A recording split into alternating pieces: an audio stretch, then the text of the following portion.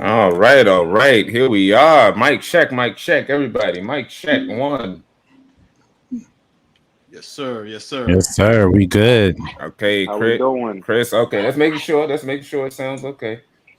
We are live on the channel. Hello. Okay, How we Chris. doing? All right. Who's that arguing in the background, Chris? God dang.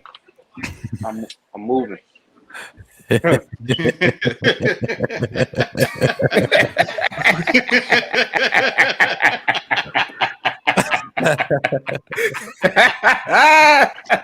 doing fucking live. We live. We live. Uncensored. We are live and uncensored. Hell no. Oh my god. That's crazy. We better get the fight in the background. Lord Jesus. All right. Anyway, There we go. here we are. It's your boy BrogiNaric, and we're doing another live review here on the channel, talking about Thor, Love and Thunder. I got some guests with me. Got some newcomers to the channel. Got my man Alex from Momentum Media. Alex, let the people know where they can find you, man. What's up, you guys? My name is Alex from Momentum Media. You can find me on YouTube at momentummedia.com. We do movie reviews, TV reviews. We just create content. Also, I interview a few celebrities here and there. So you definitely want to check that out. We have a series on there called Real Debates where we debate interesting movies and TV shows and characters, things of that nature. So that's what we do there at Momentum Media, youtube.com/Momentum Media. Yes. Thank you. Recently had the other member of the squad in on, so I had to get the head honcho of the group to come through. And now we got my boy Critical. Let the people know they can find you, bro.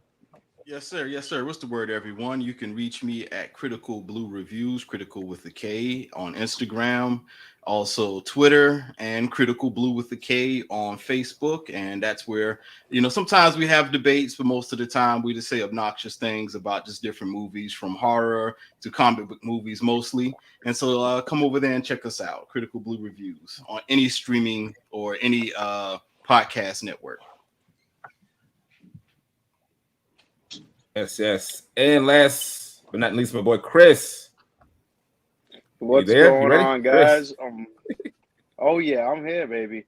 We live, uncensored. Yo, Chris Rivera. You can actually find me on TikTok at Christopher Rivera 75 and Christopher_Rivera 842 on Instagram. I do a lot of theatrical content and storytelling. Yes.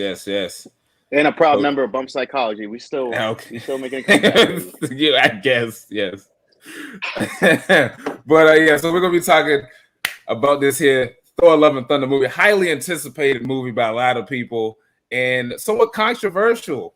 It seems somewhat controversial because there's a lot of discourse going on around this film. But I'm gonna go through the panel and just give our general feelings on the movie before we go too deep into it. So I'm gonna start off with Critical. What are your initial thoughts on this film? I felt that this film was very light. I didn't know what to expect. I've even come across different options where, do you think the last Thor was going to be better than this Thor? I really didn't know. I just said yes. You know what I mean? But but watching it, I still like the third Thor better. But yeah, I felt like this was light. This was comedic, and I probably will go more into the spoilers later on why I felt this film was a little bit less than the other. Okay. Alex, initial thoughts on Thor: Love and Thunder. I think this movie was definitely funnier than the last film. I thought that it was I think this was the first time where we see Taika actually make a Thor film where I guess he's taking certain elements about this particular character seriously. I enjoyed the story in general. The villain was so it was okay. I think it's probably the best Thor villain that we've had across the movies. I wouldn't say it's better than Ragnarok, but I had a good time watching it and watching the character develop. And I'll go into why I feel like certain things are out of place, but I don't know. I couldn't figure out why the Guardians were there. I'm glad they were there, Well, but they were there from the last movie. They had the yeah, but continuity.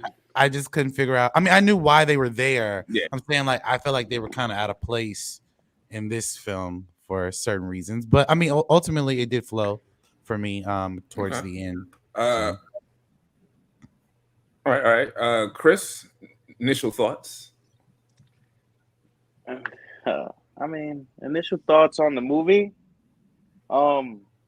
I actually agree. There it was more of a comedic attributes and to it, more than Ragnarok.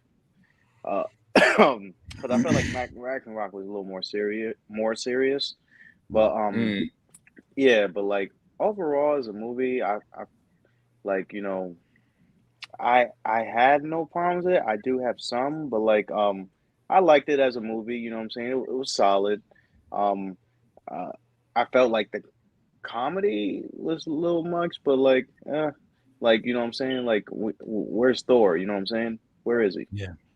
Like I feel like he became Goku. That's a very odd comparison. That's interesting. That's interesting. Like I felt like he became Goku, goofy, but then Yeah, that's an interesting when shit comparison. goes down, when shit goes down, he gets serious. Mm-hmm. Okay, But yeah, okay, yeah, I overall, see I liked that. it. Yeah, I initial thoughts. I like the film. Wait, why am I hearing myself? That Chris, you got headphones in? Yo, Yeah. what up? Yeah, what I up, have Don? headphones. You got headphones in? Yeah. You do? Okay, why am I hearing the reverb? Oh, anyway. Hey Don, if you're available, you can hop in if you want to. I'll send you a link. But yeah. Initial thoughts. The movie was fine. I've come to realize Ragnarok is a very good movie. When I first saw it, I loved it, and then over time I realized, and this is the problem with the Thor franchise for me, it's like certain parts of it I like, and then like there's a lot of parts that are kind of forgettable and not all that great. And I feel like this movie kind of also falls into that. I wouldn't put it over Ragnarok, but I think Taika Waititi relied a little too much on the humor, just a little too much. Like there were certain moments where there's some real dramatic stuff, but it's got to have a joke either right after to undercut it, and it kind of bothered me a little bit. It didn't like make me hate the film, but it definitely, it kind of lessened it for me. But like overall, I enjoyed it because the visuals really cool. Most of the action I enjoyed, and I like these actors, and I like the villain. Unlike Alex, I thought Christian Bale was really really good in this film. He was like the standout for me. But those were just like initial feelings of the film. Did I hate it? No. Did I overly love it as much as Ragnarok? Not really, but it was, it was all right film. Do I think it's the worst thing ever, or is the end of the MCU? No, I'm getting tired of that narrative. No. Like everything that's been recently coming out, it's like, oh, MCU's dead. I was like, no, it's not. But it's not that like, to that level. Like they saying that MCU died when Iron Man died. I'm like, stop it. Yeah, exactly. It's like, stop it, please. We still got Fantastic Four. Now, if they botched the Fantastic Four, the X-Men, then I'm gonna be on the hate train. But for right now, I'm holding on to hope. But okay, so we can go full spoilers. I want to. Let's go with Gorr. Since Alex, since you brought up Gorr and you thought he was okay, what was your initial feelings on the Gorr character? So okay, I understood the motivation of the character. Like I loved him in every scene. Mm-hmm. I guess I feel like he had misplaced anger. I mean, yes, he's angry at the gods for, whatever they do and all this other great stuff, but what they didn't do. Or what they didn't do. What they Mm-hmm. didn't do. But for me, I think, I mean, if I'm Gorr the God Butcher, I just think that he should have been a little bit more ruthless. Like him, I don't know. Like there's just certain things, like that fight scene between him and Thor towards the middle end of the movie, where we see Thor and him facing off. I felt like the Gorr the God Butcher I read about would have taken out Thor. Would have taken out Thor right from the start, and to see him struggle throughout that fight, I was just like, nah, I just didn't. I don't know. I believed his motivation, and I think Christian Bale did an amazing job. I believed his motivation, but I don't know. I just feel like he was hesitating a lot, or not hesitating, or struggling in areas where he shouldn't have struggled. And like, I don't know. For me, Christian Bale, I think, did a good job to how that character was written, but I feel like how that character was written was not matched up to the who the character actually is. Because if you read Gorr's origin in the comics and things of that nature, like, he's not one to have essentially debates or conversations or discuss why he's doing what he's doing. He just does it, and he's very ruthless about it. And he just does it. Yeah, in this film, I didn't really get that vibe. You know, that's why I said I don't hate the villain. But I think it was kind of so-so. But I just feel like he was. Maybe it's because it's Disney, but I think they kind of played him down. I definitely think that's the case. Yeah, I did like his scenes in the film. I didn't think Christian Bale could pull it off, because I'm not gonna lie, going into it, I had Batman in the back of my head. You know, I thought he'd start talking like this or something like that. But but ultimately, I just felt like he was misrepresented in a sense. And again, that's not Christian Bale's fault. I just think that's how he was written for that film. Okay. Yeah, Christian Bale came in to remind people that, like, I am an actor. I can act. He was definitely acting circles around everyone. Especially that scene where he was I think that my favorite scene was when he was talking to the kids, when he was like telling them, you know, like the creepy nightmare story or whatever. I thought that was really dope. I thought that was a really dope scene. That dude was like on a next level of scary. Yeah, it was pretty good. Crit, how you feeling about old Gorr? And that's not the only villain in the film, but like, how you feeling about Gorr though?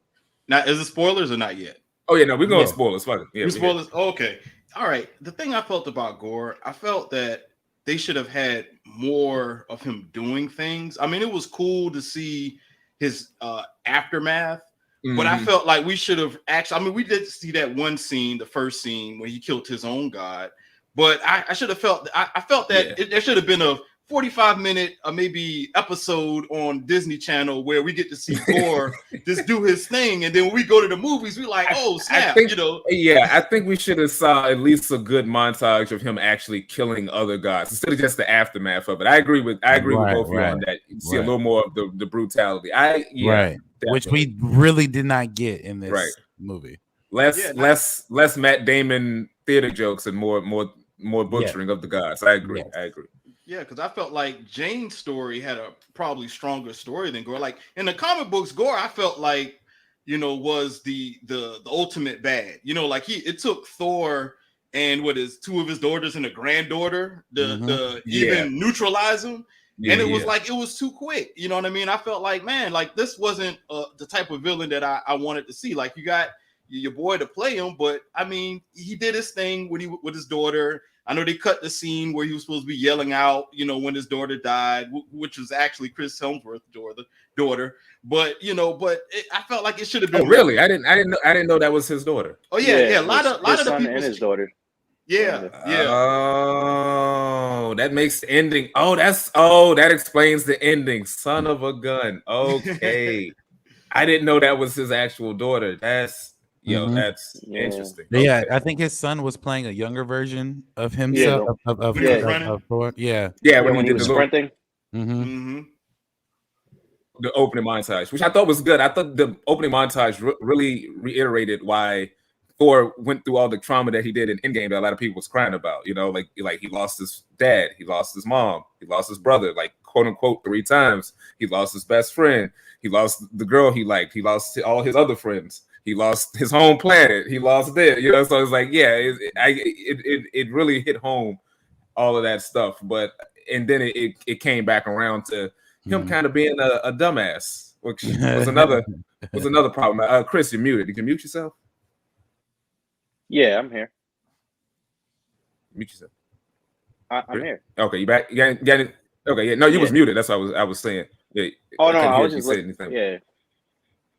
But Gorr, like I said, I was worried that they were gonna make Gorr like a joke, kind of like what they did with what was his name in Ragnarok? Carl Urban's character. He played the executioner. He was more just like a goofy guy. Hella was serious to a degree, but then she had her moments, and then like of course, Jeff Goldblum's character was a straight comedy joke. But he was good though. Don't get me wrong. I was fine with that, and I was afraid they were going to go that route with Gorr, but luckily they didn't. But they did do that with the Grand Master, yeah. But they did do that with Zeus. Which, how y'all feeling about Zeus? Old Russell Crowe is Zeus. I thought he was kind of hit or miss for me. I wasn't like super into Zeus. Zeus is yeah. I just kept laughing when he kept inviting Thor and uninviting Thor to the fucking orgy. That was weird. That was a weird bit. Like I was like, yo, what? Kept hitting like, hey, we're doing an orgy. I'm like, wow, Disney really just let Taika Waititi just go all in. I mean, that's what gods did, especially Zeus. But it was just like, it was like, wow, we're really going home with this one. Shit like that. Yeah, it's like everybody's dying. He's like, we're just doing the orgy. Like that's all we really here to worry about. That was kind of weird. And naked Thor, which was funny. That was a funny moment in the theater, seeing everyone's reactions to it. And how everyone in the movie reacted to it. I was like, God damn, that guy's fit. I was like, he shouldn't be that cut. But anyway, the whole idea of Zeus. But the whole idea of Zeus and the lightning bolt was interesting, I guess. With the one lightning bolt, it felt very Flash Gordon-y. I think that was like a big inspiration on this film. It felt like. Yeah, it felt like Flash Gordon, and Russell Crowe made me think of Brian Pleasance as Voltaire. I don't know if y'all seen the Flash Gordon movie, but I felt like they was on kind of like the same sort of vibe in the film, kind of like the over the top, boisterous sort of guy. But the thing with Zeus, and that's where that's going to lead with the gods, I guess, attacking, which is weird because watching damn it, what's the Moon Knight, where like all the Egyptian gods are kind of piecing out and they're not really doing anything. Is that gonna kind of tie in? I don't know, but like now I guess Hercules is going to be the lead of the gods. I don't know, attacking, kind of like the same thing with Doctor Strange with the no more magic. Are we actually going to see this happen? I doubt it, but I don't know where this storyline is going to lead to. But that dude didn't even fucking follow up on his mission. Like, what the hell? That's what I'm saying. Like I'm saying, it was something that was kind of hinted at, but it didn't come in. The Eternals are essentially gods, and they didn't do anything for like centuries. But now I guess everybody's on the revenge tip now. It's going to be interesting to see where they go with that. But oh wait, that's still up on the screen. I removed that. I'm going to get to another character that was dope in this film, Lady Thor. Or Mighty Thor, excuse me. Mighty Thor. Jane Foster. Now, Jane Foster was a weird character throughout this franchise because, she was there and then she, after the whole Thor Dark World, she got out of there because she didn't like where the direction was. And she came back, which was cool. I thought she was going to be a variant, but her to be the actual Jane Foster, and they actually do the cancer storyline. I thought they handled it fairly well. Chris, since you were very concerned about it in the theaters, how did you feel about Jane Foster? Yo, I really thought I was kind of nervous because Natalie Portman, that's my future ex baby mama, cousin, whatever. Man, beautiful woman. But like, thing is, once I found out that, and then I did my research and stuff like that, I'm like, wait a minute, yeah, she gonna have cancer. And I'm like, yo, I just can't see her with bald, and like I see her getting sick and sicker, and I'm over here on BrogiNaric's shoulder, like I can't look at her like this. But honestly, right. But like she played the fuck out of it. I can't tell if that was CGI, or she really did put on like 10 pounds of muscle. They put on muscle, but they CGI'd her to make her like 6 foot. So they boosted her. Oh yeah, there she go. That's really her. Yeah, that's her. That's her. Get out of here. Yeah, she put on some muscle. She definitely. Because I think she put on her IG or something like that. Yeah, she. Yeah. She had guns Yeah. on her. She No, definitely she put had on some muscle, guns. and then like I said, they used CGI to make her taller when she transformed into Thor. Yeah. She went through it. Yeah. Yeah, I like the fact that her character development right there, like it gave her purpose other than just being like, Thor's Bruce Banner and stuff like that, Yeah. and like I felt like when she transformed to Thor, Thor was even more attracted to her, that they're like on the same level now, I would say this movie did a lot of heavy lifting to make their relationship seem like a real relationship, because they had that quick montage of like, oh, this is the stuff we didn't see with them like hanging out and dating and all of Yeah. that type of stuff. I was like, it would have been kind of nice to have seen some of that, but like Yeah, I like- guess that happened in the background. Yeah, like we got a little hint of that in Age of Ultron when like Tony Stark and him were, comparing girls and shit like that. Yeah. Right. Alex, how you feeling about old mighty Thor? I actually really liked Mighty Thor. Like you said, I think they did a good job doing the whole cancer storyline, and every time she transforms or uses her powers, it kind of increases her sickness, but also it seemed to me, I don't know if you guys caught this vibe, that she is essentially the better Thor than our other Thor. I guess like she's more I wouldn't say wise, but she has more of an understanding, or I could, let me put it like this: she values her powers in comparison to he does, and that's what I took from it. But I loved how because Thor is very relaxed with his yeah. So like I loved how just another day at the beach. Yeah, exactly. Like I loved how they she portrayed this character. I ultimately love how how the character ended towards the end of the movie, but I honestly thought that they were just bringing her in at first for like fan service, and then they're gonna have like this whole women empowerment thing, which is dope to a certain extent, but I wanted to see how they were gonna play it out. But every moment she was on screen, I enjoyed her, so I can't wait to see what the future holds for that character, but also how they continue some of these other storylines with the other characters as well. Critical, Mighty Thor, yay or nay? I give it a yay. The only thing was I felt that I don't know. I felt like they should have made it a little sicker because it was stage 4. You know what I mean? Like I'm used to. I was saying this. I said the same thing, especially towards the end. I thought she probably should have had less hair than what she did, or something. Yeah. Just to hit home a little harder on the whole aspect. But I was surprised they killed her off though. That surprised me. I'm happy they Selena did that. Kyle haircut. Now I'm happy they did that. I'm happy they killed her off because they needed a letdown in this film. Like everything was too happy go lucky. It started off very silly, which was cool at the beginning when they were with the Guardians, when he was doing the Van Damme split. But that shit was cool. I did like that over the fight. That was dope.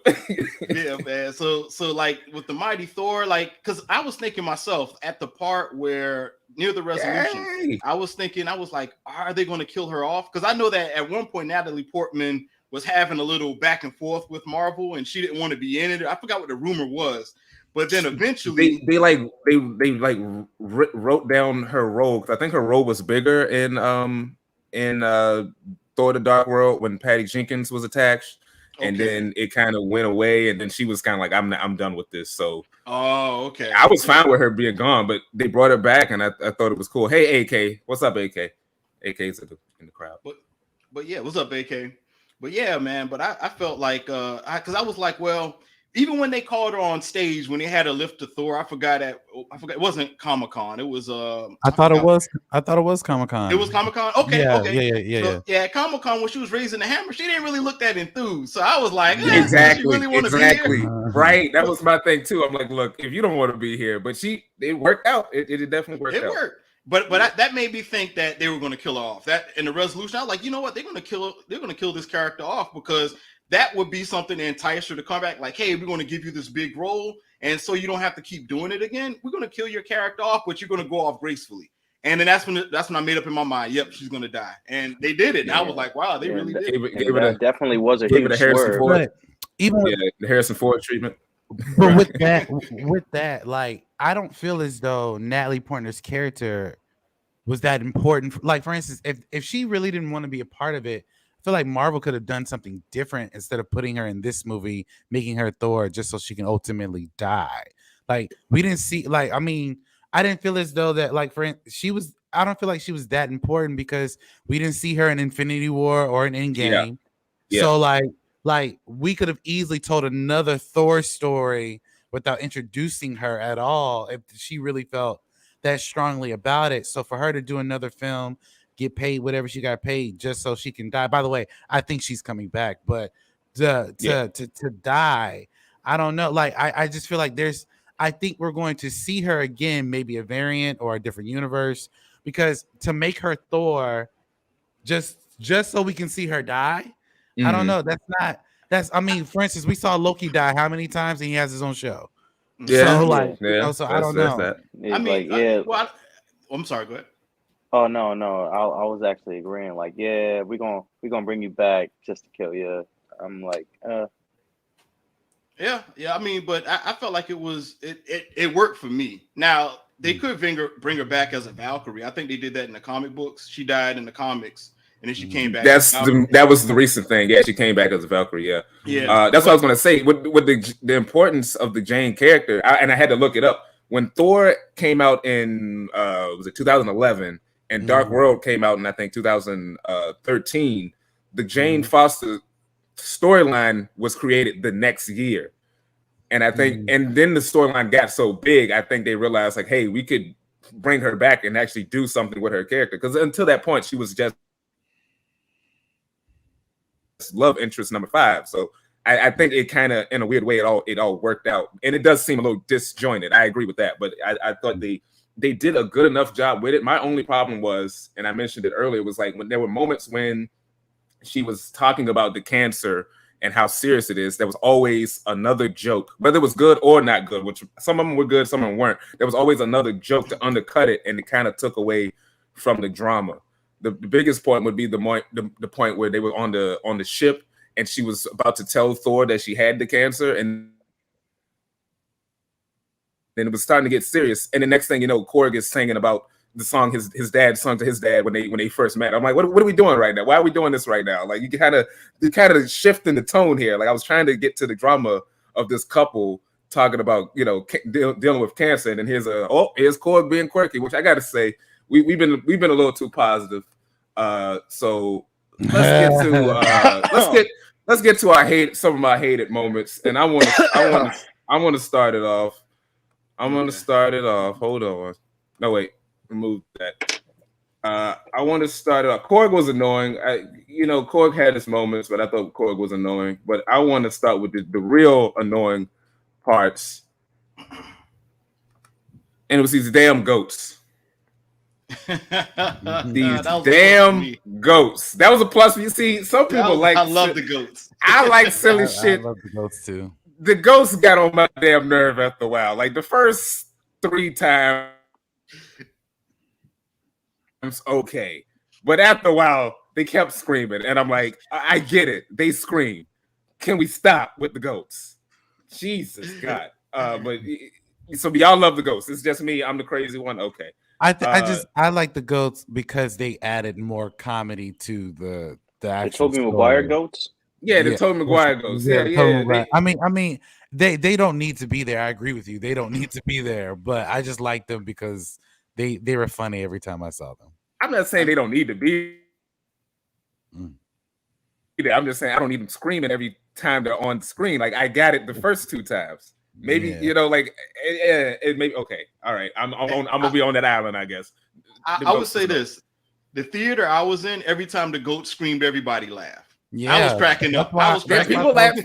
People laugh too. I wasn't one of them, but people did laugh. People did laugh. I agree.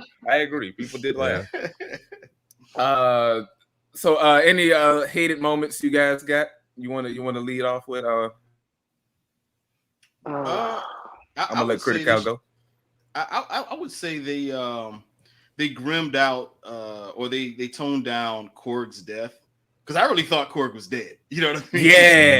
Yeah. I did too. But I feel like Taika, he kind of made the mood too light. I felt like if somebody else that was good, that had a vision like Taika, but was more grim, I think they would have taken me there. They would have made me feel how serious Gorr the God Butcher was, or is. You know what I mean? And even with the Korg's death or supposed death, I felt like I was kind of like, oh, did he die? Then it was like, no, you got to take out my face. And I'm like, okay. Yeah. Then everything was light again. Okay. Yeah, exactly. Oh, okay. I got concerned for a second. Yeah, I right. What was it? Another Alex? Anything you want to talk about? That's jumping out to you right now. There wasn't anything you particular didn't care for in the film. There wasn't anything particular that I hated, but I will say I did not really like Tessa Thompson's character. Like I did in the previous films. I felt like they toned her down. Because remember in Ragnarok, she was a badass. And she's a badass here, sort of. But I don't know. I feel like whooping some ass. She is. When she got the chance to do it, yeah, she is. But I felt like we were supposed to get, like, for instance, I feel like she was supposed to be what the mighty Thor was, in a sense. Like, I feel like they should have given her more, and I feel like from an artistic directing standpoint, they kind of toned her down in comparison. Because, like, I'm not gonna lie, like in Ragnarok, not only was she funny and a badass, but in this movie, you have that. But I felt like they took away from that, so I just felt like we should have gotten more of that. Another thing and again, I mentioned at the top of the show, I didn't really like. I mean, I liked it, but I didn't really necessarily agree with how the character was portrayed. Was Gorr the God Butcher. I mean, again, like I just feel like he's supposed to be ruthless. In that scene where he does kill his own god, like I think at that point, that's where Christian Bale is supposed to be, essentially the Joker in that moment where he's I didn't even think of it. Yeah, going after Zeus, going after Thor, going after all of these guys that you claim to hate so much, but you're talking about it than you are doing it, So that's where I kind of didn't really like those two things throughout the film. Chris, anything another thing you was kind of a little iffy about with the film?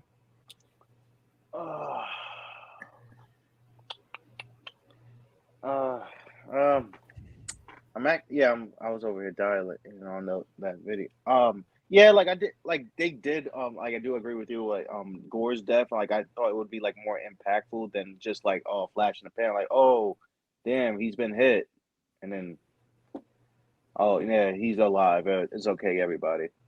And what I was gonna say, what I didn't like was like I said, like we thought we were going to get like more romance in it, you know what I'm saying?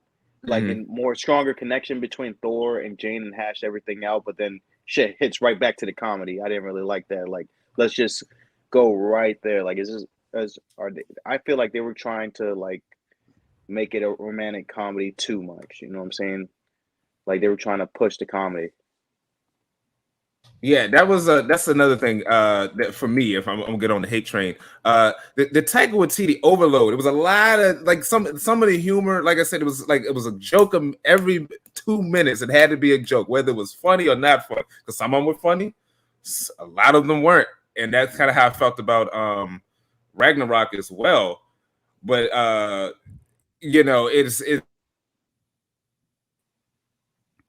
think he went a little overboard with it in this one. And it got a little frustrating. I did like some of that was the thing, but the thing that kind of bugged me a lot was Thor, actually. Thor was a bit annoying in this movie. There was a lot of things where Thor was, like, especially it's incompensated in the beginning where he saves those people and, like, he's, like, kicking ass and fighting the aliens, but then he wrecks their shrine, and there's, like, really no repercussions for that. He just gets some goats. Like, they kind of hint at it because he's like, guys, like, I don't want to talk about it. Like, the more I talk about it, I'm going to get angry. But, like, there's really no repercussions for Thor just kind of bumbling and just fucking things up. Like it was kind of annoying. Yeah, like he turned into a hippie. Yeah. I think the repercussions were the goats. I think the goats. The goats was the repercussions. Yeah, they were trying to get rid of those shit. They're like, no, just take the goats. Just take them. Like they just start yelling because you saw how they were in the spaceship. I mean, later on they became a badass. They were headbutting stuff, and they became cool at the end once you got the whistle down. But Oh, the whistle! I forgot about that. Yeah, that was a bit. They dragged the hell out of that. Okay. AK says, yeah, like Thor. Why did Gorr even need to kidnap the kids? Unnecessary plot point. Introduce Heimdall's son in a different, better way than him being kidnapped. You know what? The Heimdall's son thing I thought was kind of cool because I forgot that Heimdall had a kid. I forgot that Heimdall was a kid. I forgot he had a kid too. Yeah. So I thought that was kind of interesting. Him kidnapping the kids felt very very old school villain in terms of, like I said, this movie reminded me of Flash Gordon. This movie also reminded me of Indiana Jones and the Temple of Doom, where our hero brings back the kids. Yeah, has to save a bunch of kids from a creepy magic guy. You know what I'm saying? And also, too. Temple of Doom wasn't the best, huh?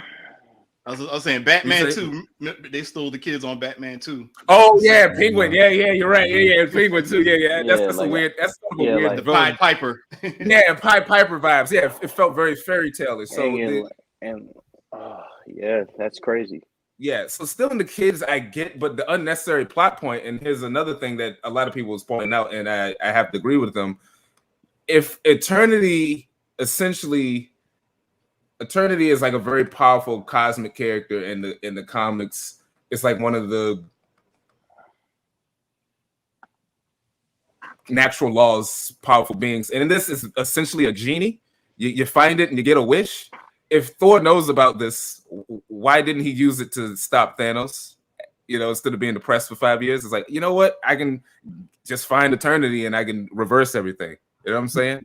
I'm seeing that argument around. I'm also I've seen that very similar argument when Multiverse of Madness came out, where why didn't they just use that book for Thanos? And I think what we have to realize is that at that time where you have such a force like Thanos attacking. So everybody, sorry, Alex. Everybody loved the goats but me. Okay, all right. I guess I'm the ass. I'm the ass. Oh wow. No, I was just saying everybody loved the goats but me. I guess I'm an asshole. All right, anyway, go ahead. I'm sorry. But I'm seeing that those theories around about why didn't they use such and such to attack Thanos. And I think what you guys gotta understand is that these characters, when Thanos approached, Thanos essentially planned this comeback for 10 plus years. He was very patient. So for us to go to say, oh well, they should have used the Book of Ashanti, or they should have used that thing in Thor, the Darkhold, or they should have used all these different things. You gotta keep in mind, they were using what they believed was best at that moment. And then also keep in mind, Doctor Strange, he looked at every possible outcome to take out Thanos. So clearly, let's just hypothetically say those outcomes that we keep saying that they should have. Oh, that's a good point. Probably did not work in the way we thought would have worked. There you go. So, that's say that. Hold on. That was brilliant. Say that again. So in that scene in Infinity War where Doctor Strange is looking at a bunch of outcomes to figure out how to take out Thanos. Just hypothetically keep in mind, the Book of Ashanti and that thing in Thor that they potentially could have used to save the world from Thanos. That probably was an outcome that didn't pan out in the way that we thought would have worked out. Let's say if Thanos did get in control of the Darkhold. Okay, so he has the Infinity Stones and the Darkhold. Oh, we're all fucked at that point. So you have to keep in mind, these so-called things we see in these new movies probably were a possible outcome, but they did not. Oh, now you want to hop in? Exactly. I'm sorry. But yeah, so that's my thought.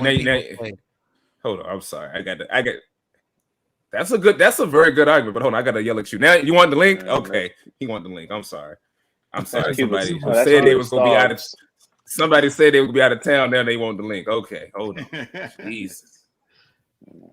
He said, "Let me squeeze you into my schedule." Right. Oh my, I'm so. good to be wanted, I guess. But anyway, but no, that's a very you know what, Alex, that is a very good point. I didn't even consider that, but you're right, because he did see all of those different outcomes, and maybe those could have led to a lot of trouble. That's that's a very good argument. I'm going to start using that when I see people mention that. But another thing that was weird was the hammer. How okay, so Thor accidentally put the enchantment that the hammer would protect Jane, and for some reason she was able to get near the hammer, and it rebuilt itself. But why didn't Thor do the same thing if he was so he had to go through the whole journey to get Stormbreaker? That was a bit odd how they kind of wrapped that up. Well, you gotta realize, I was just about to say that, like, I was thinking that too, like, but then again, like, he was too busy fighting Hela, though, you know what I'm saying? And like, she literally took him to the Grandmaster's world. You all right? Did you drop out, Chris? But I agree with Chris though, because Thor was busy. It wasn't like he because the go ahead, Chris. Oh no, I was just saying, like, I don't think he really had time to go back and get that hammer back, because he's fighting his sister. He was in a whole nother world with Loki and the Hulk, and then out of nowhere they get in well, not out of nowhere, but like they leave Asgard because it's about to get blown up and stuff like that. He had a lot of stuff occupying him to even pick up those pieces. Yeah, he didn't come back to the Earth until he had Stormbreaker. That's the first time he landed back on Earth. Right. He already had Stormbreaker. Right. And then in Endgame, he had Mjolnir. I can't even say the name. He had Mjolnir and Stormbreaker, but that was from a different time period before it was broken.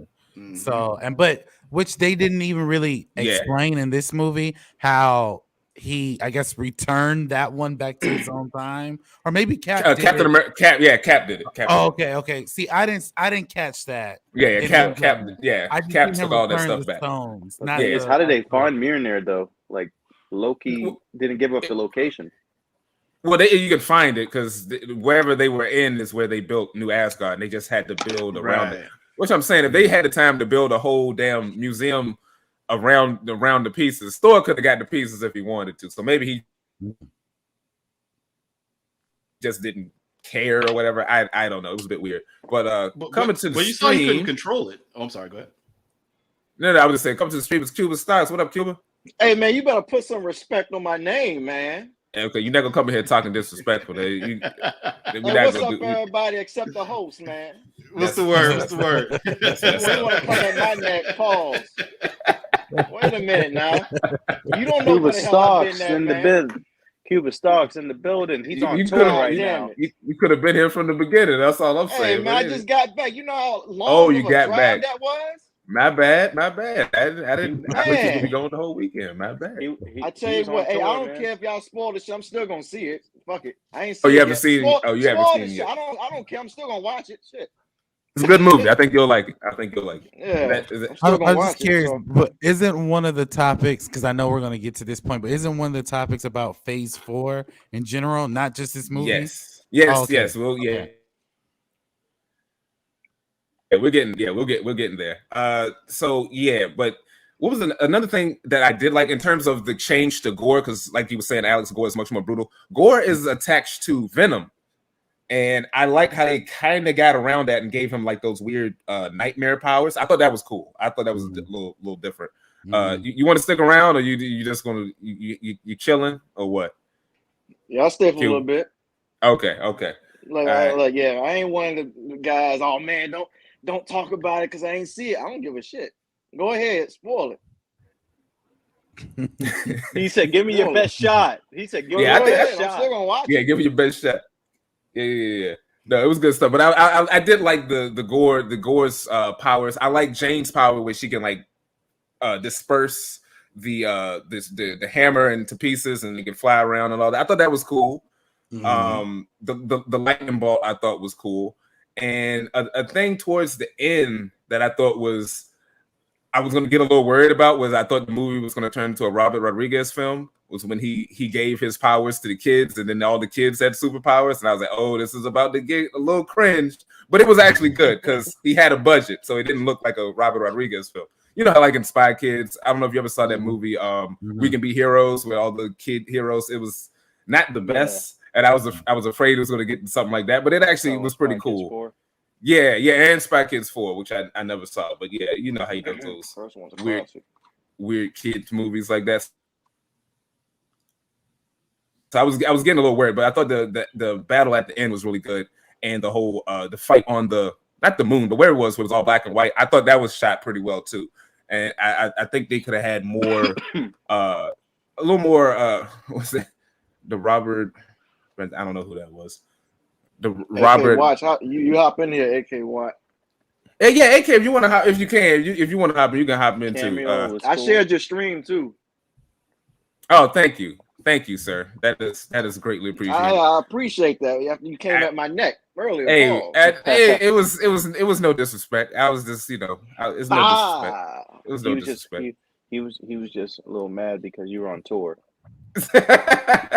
But anyway, Zeus looked like Robert. What did she say?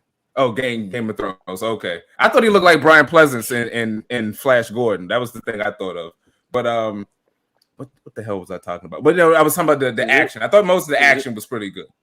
This reminded me of Princess Jasmine's father.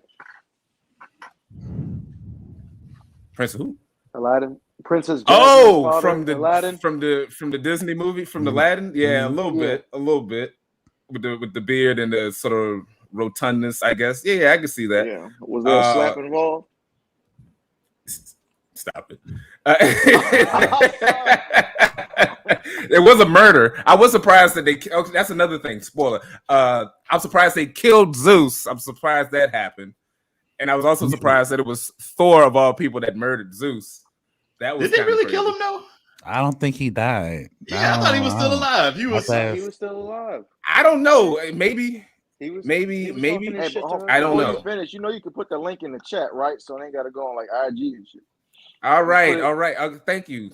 I know that, but I don't want this randos having the link. I know that. I know how this works. I know how this works. He's still coming at you. No, I just don't want a bunch of randos having the link right now. Hey, look at me. Yeah, right. Like, who the fuck is this? Hold on, when you got the one guy in there that shoot you the link. AK, no, it's AK. I sent the link. But anyway, what the hell was I talking about? Oh yeah, Zeus. That's the thing. I don't know if Zeus is dead or not, but it seemed like he definitely was pissed. I'll say that. Zeus was definitely pissed. He was fucked up. Yeah, that he got stabbed in the chest by his own lightning bolt. And I did think that was a funny joke where Thor was talking to the kids, and he's like, you know what? He was a total jerk. I guess you should never meet your heroes. And like the kids' reactions. That was a good joke. That was a good funny one. They was like, well, damn, like you're supposed to be saving us. Yeah, like thing is, like like, what the hell? I like that was a funny bit. The kids, but it was funny. Yeah, the kids was interesting. I'm trying to think of some other stuff. I'm kind of blanking. Is there another thing that I'm blanking on in terms of what I hate? Oh, not hated, but like just was a little iffy around. I can't think of it. But let's get into another thing we mentioned. Oh, I know something. Go ahead. There's no Beta Ray Bill. No Beta Ray Bill. What the fuck? Okay, yeah, a lot of I hear that. I really do hear that. See, that's on the fans on that one. That's on y'all. What purpose would he serve in the MCU? Exactly. I don't get why people want a Beta Ray Bill. For what? No, he looks cool. He looks cool. They've been teasing him. They've been teasing him, and that would have been a perfect time if they would have had Gorr the God Butcher, like hyped up. That would have been the perfect time where Thor's getting his ass kicked. Everybody's getting their ass kicked. Beta Ray Bill. Actually, who was sprinkled in at the beginning, hopefully, will come in and do some damage. You know what I'm saying? Or be a distraction. Okay, you know what I mean? I can see that. I get that. Yeah. A lot of people was hyping. He probably will. They said Korg's. Yeah, they said Korg's supposed to be getting a Disney Plus series for some reason. After this movie, I don't need it. I don't need it. Yeah, I think Gorr is too much of an overrated character. He's funny, but I feel like he's misplaced Like I agree. I think Thor works better as a Guardians of the Galaxy than a Thor character. I think that's where his humor would shine the most, in my opinion. Mm-hmm. You know what series I want to see that you guys don't want to see? Oh God, I want to see. I want to see the stage actors get a role with it. No. Redo. Thank you. I said I don't want to see it. Thank you for that was what I was trying to think of. The fucking scene where Matt Damon is Loki, like it was funny, and then Melissa McCarthy popped up as Hela, and I'm like, okay, oh hell no. Man, that was wrap hilarious. This shit up because that kept going, and I'm like, can we wrap this up, please? I would love to see. It was kind of funny, but it went on just a little too long. No, I don't need to see that. And it was fine. And then they brought it back up when they're like doing the whole plan, and the same guys pop back up and they're like, oh, maybe we should do this. I'm like, yeah, can y'all get out of this movie? I don't need to see y'all right now. I don't need to see y'all right now. I didn't say no. Yeah, exactly. Yeah, I was like, why are we still dragging this joke out? Like, we just dragging this joke out. Stop it. I loved it. Thanks for reminding me. Thanks for reminding me about that. And they were like, yo, do we need to do this scene now? Does this need to be on a new story? Yeah, right. Yeah, I was like, okay, we got it. Like Matt Damon and the third Hemsworth brother and shit. Yeah. Now I want to say some of the visuals I thought were cool, and then some of the visuals were a bit iffy. Like the one of the things I was up was this helmet. Like this scene did not look good. Yeah. And it didn't need to be in the movie. There was literally no reason for him to put this helmet on. Her helmet looked better than his. Exactly. There was no reason for him to put this helmet on. Just for him to just throw a helmet on for, I guess, a joke. It looked terrible. No reason for him to do that. I think they wanted a little comic like book a WWE accuracy, wrestler. but like, yeah, exactly. They wanted like some comic book accuracy towards him, but it backfired. I guess. He had to, I guess he had to use that line that he was smothered. He was being claustrophobic in the helmet, you know. That's the only reason why they had that helmet on for that line. Like like Farouk. I think though, that was meant to be for a joke. Like I don't think that was meant to be like. I mean, I get why they did it, but I don't think they were. I don't think we'll ever see Chris's Thor with a helmet ever. Unless they want to make fun of him, but other than that, that's it. Right. I mean, he did so many movies without the helmet. I would say this not seeing a movie. I would say in a real battle, like I thought he had that helmet. It was a bit. Oh my bad. Go ahead. No. I was just saying, yeah, it was just kind of in the way for no reason. But go ahead, Critical. Oh no, I was saying that maybe it was going to be something in the future, like Gorr is going to be so hardcore that he needed some type of extra protection. That's what I thought. Mm-hmm. Nah, that wasn't the case. All right, and we got AK. What's up, AK? What's going on, gentlemen? How y'all doing? Good. All right. Hear from you, AK. It's been a minute. It has, man. It has. So, AK, what's some of your initial thoughts on Thor: Love and Thunder? I liked it. I thought it was a little overly quirky in some areas, but it for the most part worked. And again, Brogi, you always be hating on the little things that I love to giggle at. We gonna have to come to understanding on this someday. I know what you're saying. I genuinely didn't know. I genuinely didn't know that goats could sound like that. And then my cousin showed me this like video of people recording on farms. I was like, oh shit, okay, new highlight in my life. Oh no, yeah, they sound like that. Yeah. Even if I didn't see them on the screen, if I heard them in the background, I was cracking up. I just thought that was the cutest damn thing. Yeah, it just overdid it in my opinion. But how you feeling about what was I about to say? How are you feeling about what Alex had mentioned with Valkyrie? Kind of, I don't know if you heard what he had said about Valkyrie, but like Valkyrie seemed a little underused. She was a little underused, and I also will put Jane into that. I agree with y'all. I think they could have used her in a different way, in a better way. I mean, granted, she got the comic book end for that run of Lady Thor, but we didn't necessarily need that as a plot point for this movie. And Valkyrie, I think I don't know. Maybe I'm thinking too much on it, but I don't think she was given the shine that she should have. I mean, she's literally been King Valkyrie for this whole time that Thor's been fucking around in the multiverse or in the universe. So to just show her at being used as like marketing schemes and whatnots, and she's just the leader of this community that has a cool theme park. I feel that diminished her a lot. Every time I saw her on screen in full battle gear with that sword, that's when she looked her best. And that's what Valkyrie is supposed to be. That's how they've portrayed her from day one. And accurate that she didn't like the shit that she had to do at home either. So I'll give them cool points for that. But yeah, the fighting, like that was a great fight scene. It was a dope scene. On there, it was a dope scene. They needed to use her, I think, a bit more effectively.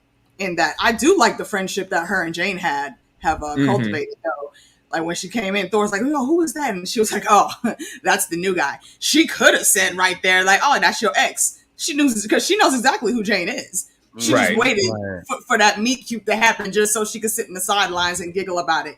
And I like that about her character. She's definitely messy. Yeah, I want more of that messiness. She's a real chick, so I'm here for that. So hopefully next time they'll get it right. And I do agree. I don't remember who said it. I don't think Jane is all the way gone yet either, because you don't bring in Lady Thor for just something minuscule like this. Yeah. And I also will say the same that we got Sif back.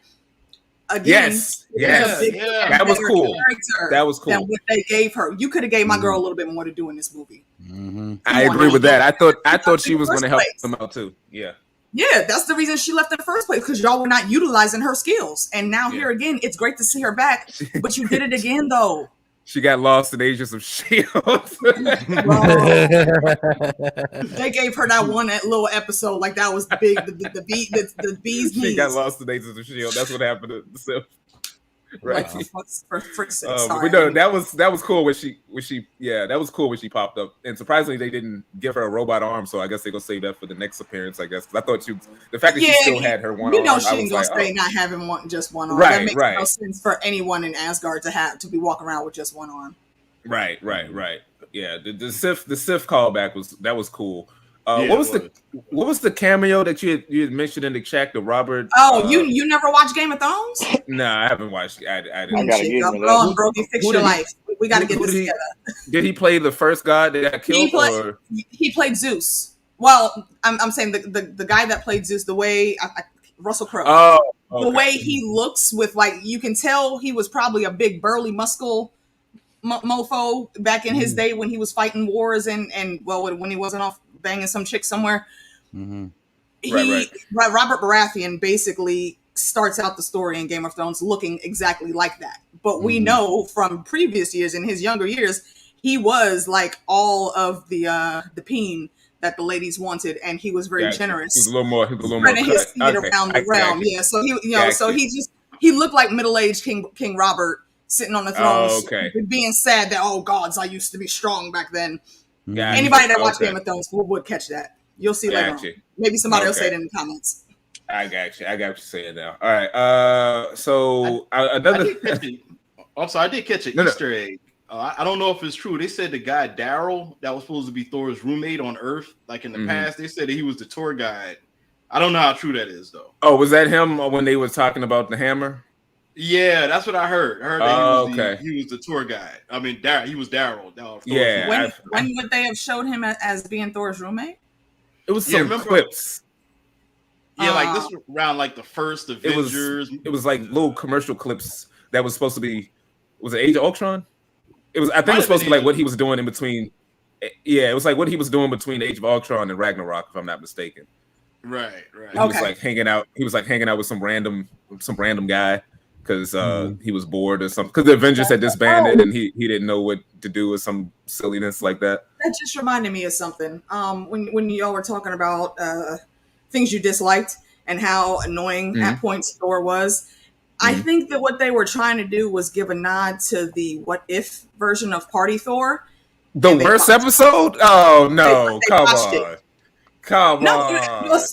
again, here we go again. I still ain't That's a watching good. all that. That's a good point, though. No, that's a good point. No, you make a very good point, though. I agree. They tried to make That him a was what little they too were- much yeah. party Thor, and it just now we know Thor from the comics. He does sometimes have that Renaissance flair of the old world kingdom still, but what they were doing with him here just it was a swing and a miss for me.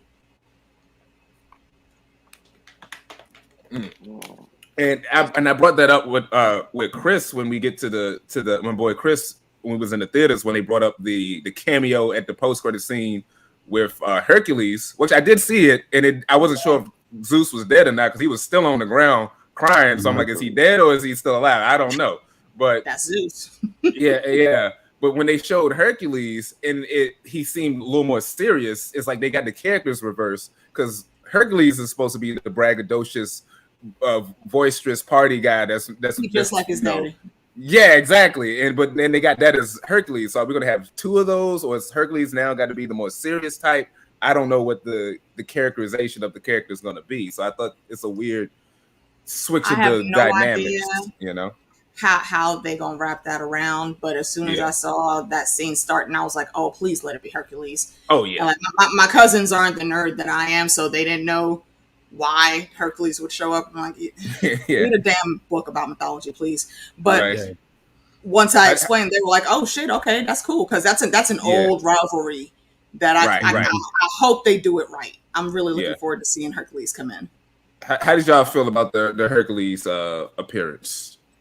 Critical. Oh no, Alex, my bad. Alex, go first. I mean, Critical, you can go first if you want. No, you go ahead. Because I was just going to say, man, I just wasn't excited at all when Hercules was there. I never was a Hercules fan. Gotcha. So. Understandable. I thought it was. Wait, Cuba, did you even see the movie? Hey man, that was no, he ain't see the damn movie. The goddamn movie. Well, I think my favorite part was. I'm bullshitting. Hey, man, I want to get this out real quick though. Just real quick. Hold on, y'all probably already noticed, and I just not figured it out like yesterday. Look, man, we was watching it, right? Mm-hmm. And of course, the main Pennywise. I didn't realize that the motherfucker that played, he was the doctor. I think I forget his fucking in the Thor movies. His dad was the doctor. Yeah, that was his dad. Yeah, his dad. I didn't realize that, man. Oh yeah. Wait a minute. Yeah, they're big. They're a big family. Yeah, they're like the where are they from? The Slavic family of Helmsworths and Baldwins. Like their whole family is in the game. With all of them got skills. Mm-hmm. Oh man, it's like because they had where they was from. Yeah, it's like the dad and like 3 kids that are all actors. Yeah, and all of them are actors. Yeah. But I seen this. Well, go ahead. Yeah. Oh, Alex, how you feeling about Hercules? Kind of to echo what Critical was saying. I didn't really see the point in seeing Hercules. I mean, I get it. I knew when they dropped that trailer and we saw Zeus, I said, "Oh, we're going to see Hercules." Yeah, exactly. Like, we're going to see Hercules. But what I'm finding, I don't know. I find it very, very odd and also somewhat cool at the same time. I'm seeing that Marvel's having a hard time dealing with how to handle Greek gods or just gods in general. Mm-hmm. Because one of my concerns with Moon Knight. Exactly, because Zeus is supposed to be, like Zeus was that guy, and I'm gonna say something that's very, very funny but weird. Zeus was that guy in Greek mythology who was slinging dick, but he was very serious. All around the right. That's true. That's the connector point to me comparing him to Robert Baratheon. Exactly. They love slinging the peen. They were very, but he was very serious. And this movie, he was just like party Thor in a sense. And now you introduce Hercules, and Hercules seems like the very serious dude. I'm like, what are we doing here? Like, are we my dude in a tutu, y'all? Yeah, exactly. Like, I don't get it. Yeah, that was a little odd. I understand he's Greek, but he was never like that. Come on now. I forgot about that. Yeah, like, Hercules didn't even know who his father was. So for a while, yeah. So what are we doing? So I think, but also I think what Marvel, what Kevin Feige has decided to do, essentially, is just tell Taika, come up with the greatest story you can think of and make it as connected as possible and just put your vision on it. And Taika Waititi, if you watch his films and things that he does, he leans heavily into comedy and all these other different things, which is cool. But I don't know, like I don't think they have a clear vision in regards to how they're handling their gods, because like if we get into Wakanda Forever and we start talking about the Black Panther gods and they're funny as shit, I'm gonna have a problem with that. About that. So I'm gonna have a problem with that. That's just me. But Go ahead, AK. By the way, they're from Sweden.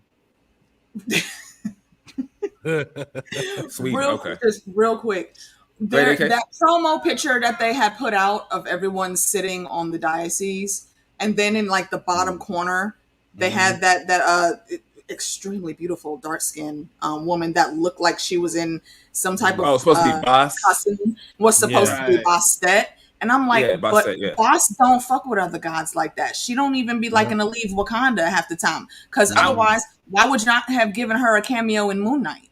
Exactly. That's literally her pantheon. It makes no sense. Yeah.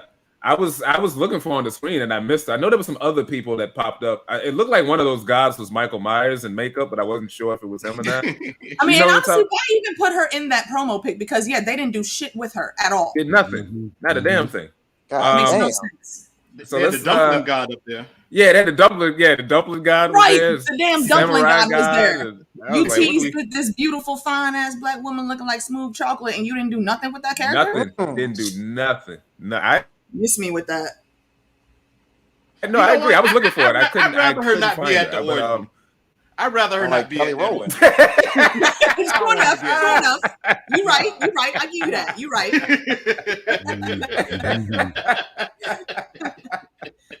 Okay. Okay. So that was good. That caught me off. So I was the thing I was mentioning a little bit earlier with Alex is the new narrative. Hey Chris, I'm back here. What's going on? He must be doing with something.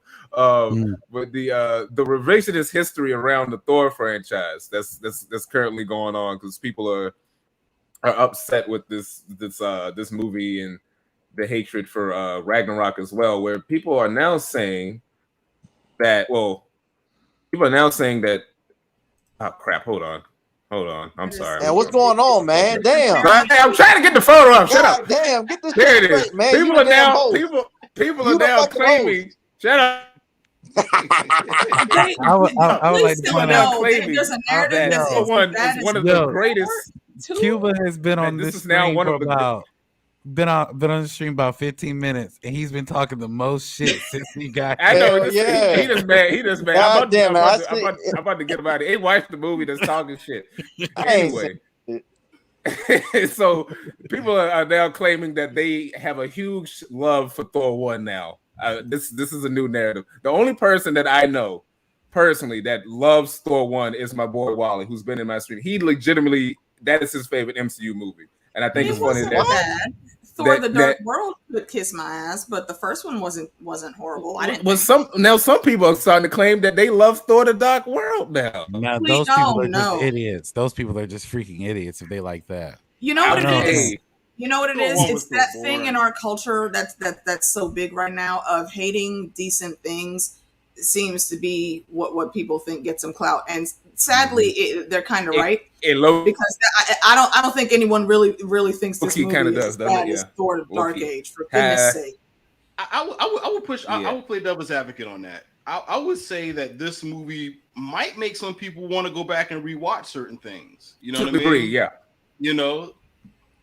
Because I definitely went back and rewatched Dark World. Because I didn't hate Dark World. I was one of the actual few weirdos that liked it when it first came out, and I was shunned by society, so I just kept it to myself. But the movie, I admit the movie has problems. I felt the same way about Age of Ultron, but I thought it was good too. And and as time has gone on, thanks to Endgame, I was proven right. Thor: The Dark World is the most important Thor movie because it reminded everyone that his mom died. That's why he was depressed. But anyway, I mean, but that had really no. I mean, I agree with you, but that has no really significance to Infinity War and or Endgame, excuse me. Because his mom died, but so what? like, They what? didn't even make that a plot point. God damn. He Exactly, did made the like, plot for what? point. He had to get his pep Barely. talk. He had to get his Barely. pep talk from his mom. But it Renee Russo had to get them didn't make together. him a better. That's the thing. Like that pep talk, was in just my there. opinion, was just there. You cut that scene out, Thor still would have fought Thanos because he was still angry at the fact that Thanos killed all his people. Mind you, his mom died way before Thanos What? was even a thing. In a sense. Well, hold on. It was Let me ask y'all inspiration. Inspiration. Hey, Thank you, Crick. Hey, let me go real quick. Hey, what was y'all rank all the Thor movies? Ooh, Ragnarok number 1. Because I gotta watch Ragnarok again. Go ahead. I would do Ragnarok number 1, the first Thor movie number 2, Love and Thunder 3, Thor: The Dark World, Dark World 4. 4. 4. Damn, Same. it must have been that bad. Ragnarok number 1, Thor 1, yeah. The first Thor, that's not my number 2. Yeah, pretty much the same order. Mhm. I'm Ragnarok, Love and Thunder, then the Dark Elves, and then Thor 1. Thor 1 was just boring to me. Thank you. I wasn't in the Thor one Yeah, either. I because they have a wasn't. bunch of shit in it. Go ahead. It was just because Thor 1 Loki. made it a That little was too safe. the worst Loki. That was the worst Loki out of all Lokis. That big ass, whatever that monster. Yeah. I ain't like that shit. Go ahead. Destroy your armor. Who y'all thought was the Yeah, MVP? fuck I thought him. Christian Bale did. Hold on. We not there yet. Don't jump ahead. Goddamn, we not there yet. Anyway, AK, rank. God damn, man. Don't be yelling at us, man. I actually did Go ahead, have go the ahead. same order as Alex, but I am going to tweak it because I agree with Critical. I did like Love and Thunder better. So Ragnarok, Love and Thunder, Thor 1, and Thor 2. Okay. Yeah, that's somewhat my order too, man. You I haven't might even have seen Love and Thunder Yeah, I yet. know he didn't even see Love and Thunder. My bad. My bad. I'm sorry. Oh, You haven't but, even seen okay. it yet. Habitual line so- stepper. He so I stepped guess in the it's line Ragnarok, habitually. then the second one, and then the first one. Then, Habitual right? line stepper. Habitual. Yeah, I might have to go with Critical's lineup as well. But I think the franchise as a whole is not great. Like I said, there's moments in each of the movies that I love, and a lot of moments where I could just get rid of. So it's not my favorite of the main, franchises of the MCU. But if we want to hop into it now, I guess we can go MVP of the movie, and then we can do what's next. Christian Bale. Christian Bale, man. Okay, I think that's synonymous with everyone's Christian. That's Bale. synonymous. Critical. Who's the MVP of the film? I'll say Christian Bale. I'm mad they cut the scene where he was crying when his daughter died. They said that was too much, and they said it was overpowering. I think we would have needed that. Hey, we definitely. Well, at the beginning, you mean the scene at the beginning when he was in the desert? Yeah. When he was in the desert, allegedly they said his daughter died, and he did like a curdling scream or yell out. Oh, they should have kept that. That would have been That would have been interesting. Alex, AK MVP of the film. Go ahead and say it. I know you want to say it. Go ahead and say it. Come back to me. Okay, I'm gonna go with I'm gonna go with Gorr. Whenever Gorr was on the screen, it was really dope. Second MVP would probably be I guess Jane. Jane. Yeah. So Eat my hammer. yeah. Okay. See, that's the other thing. See, that was some of the comedy shit that was annoying with me. It's like because Jane was smart, but whenever she was around Thor, she started acting dumber than she needed to be. Like, and that's never been Jane's MO. The whole Yeah. I need a catchphrase. Like, no, you don't. You don't really need a catchphrase. You That was don't. just a No, weird you don't. bit. Not at all. You just need to be you. You don't. What do you Be think the the girls catchphrase that we is? love. What do y'all think my the hammer. catchphrase was? It was Eat My Hammer, wasn't it? Is that not when she whispered in his ear? She whispered something in his ear, but we didn't find out. I'm assuming it was Eat My Hammer. I thought she was saying my hammer's better than yours or something of that nature. I don't know. I was thinking Hammer Time. That's what I was thinking. I was like, Hammer Time. That's what I yelled in the movies. No. I was like, Hammer Time. You saw that. I would not have enjoyed that. No. You better get canceled like that Miles Morales comic. Yeah. Then we'll have Black Lives Matter involved. It'd be so. Yeah, exactly. Lord What Jesus. the fuck? It was a whole thing that happened a couple of weeks ago. But that was a funny bit. Was Thor with the two hammers, like his ex and his new girlfriend vibes. That was funny. I gotta say, most of that was pretty funny. Yeah, that was kind of the dick references and this shit. Yeah. You saw she was little. trying to be like Tony Stark. She's like, oh, and you can call me Jane Foster. Oh yeah, when Yeah. Gorr when Gorr called, was it Gorr that called her Lady Thor and she snapped on him? Yeah, Lady Yeah. Thor or some shit like that. Hold on. So let me get this straight. There's a motherfucker called Thor, Gorr. Yes. Yeah. So we got Thor and Gorr. Yes, we do. Yeah. If you watched the movie, you would know that. And hold on, you know what? That's the last fucking. That's the last fucking time. Yo, I'm gonna watch this shit tomorrow, and I'm gonna. This dude was giving Lord Lord like Voldemort vibes. side comment. He was low key giving Lord Voldemort vibes. You know what? That's actually what held me up with my answer. I do like Gorr's character, but I got beef with what they did with his design. However, overall, I will give him the MVP because they did make him interesting enough. And Christian Bale is a great actor, so yeah, he definitely gets it. And absolutely runner up for Lady Thor. I really like how Natalie Portman played her. I love that she put the training into getting all the physicality for everything she had to do right. I'm a very big fan of women with shapely arms, and I was here for all of her and Valkyrie and every arm movement that they did. And I needed more. That's why I'm mad they didn't have more stuff. Not gonna lie, I love the ladies. I will always champion that. About Christian Bale, great actor. I'm gonna go ahead and watch the damn Dark Knight later on. Yeah, go ahead. I rewatched Dark Knight Rises. Yeah, you're gonna watch the Dark Knight again. Right. Yeah, I watched Dark Knight and Dark Knight Rises. Yeah, His name Netflix is Gorr now. again, by the way. Yes. So another thing that's a lot of people that's kind of being reinforced with this movie. Does it feel like Phase 4 has been a waste so far? Because we're firmly into Phase 4, and we seem, I won't say directionless, but it's like there's a lot of things that's been thrown out, and it's not necessarily gelling just yet. So does that include the series as well? Yes, I'm including the series as well. I'm including everything. Disney Plus. I'm including all of it. Disney Plus, the rides, whatever they got on the cruises, all of it. It just seems a little out there. Well, So, I personally wouldn't include the cruise line video that's been floating around. Yeah, I think that's I just heard about it. I didn't know it was a thing. I just heard think it. that's solely promotion. I would at least I hope that is, because if it's not, I have a problem with that Avengers lineup. But but I would include that for this conversation. That's right. How I just would say that. Yeah, like where all the hate come from? Is it? That's what I was asking. I'm thinking too. I was actually surprised when I was reading up and I heard that last night. I mean, for me, if we're talking about that video in particular, that's floating around the cruise lineup. Oh, that's stuff they did for gags, isn't it? Yeah. I mean, essentially, I don't know what they're fighting. They're fighting something like Ultron or something, or whatever. But so, what the new Captain America is basically telling Miss Marvel that we've seen all of 5 minutes. Oh, you're an Avenger now. You don't even know who this person is. Right. Then all of a sudden, Captain Marvel. Now y'all have great communication with the Captain Marvel. After Endgame, we heard nothing from you at all. Like you just bounced, and now all of a sudden you're a part of this Avenger initiative. Come on, I don't get it. And then now Ant-Man she started it. She started it. Technically, it's named after her.